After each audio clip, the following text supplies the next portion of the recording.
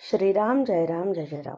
Video बघून झाल्यावर ऐकून झाल्यानंतर लाईक करा आणि शेअर करा, तर आपल्या श्री महाराजांचे विचार सगळ्यांपर्यंत पोहोचू शकतील. जय श्रीराम.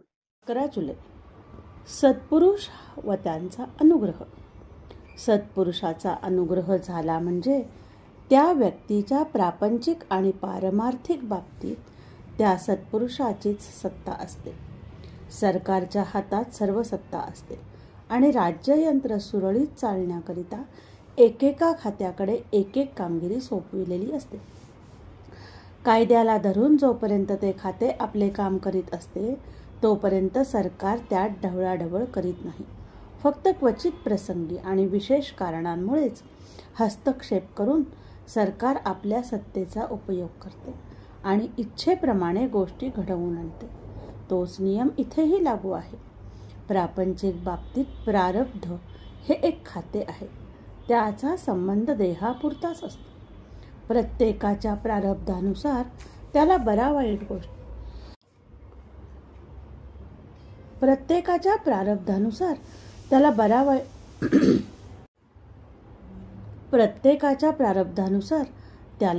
बऱ्या वाईट गोष्टी भोगाव्या लागतात.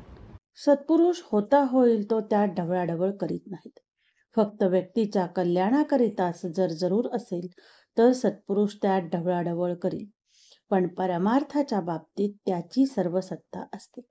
आपण मात्र त्याने सांगितलेल्या साधनात राहून त्याला त्याची कामगिरी करण्यात अडथळा न येईल असे वागणे जरूर असते.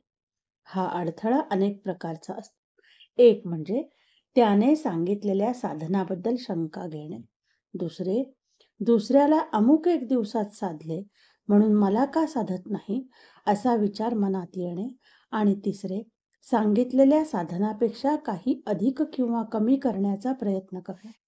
थोडक्यात म्हणजे एकदा संतांच्या पायावर डोके ठेवल्यावर आपला प्रपंच आणि परमार्थ ही दोन्ही त्याच्याकडे सोपवून प्रपंचात घडणाऱ्या गोष्टी त्याच्याच इच्छेने घडता आहेत अशी भावना ठेवून आपले कर्तव्य करीत त्याने सांगितले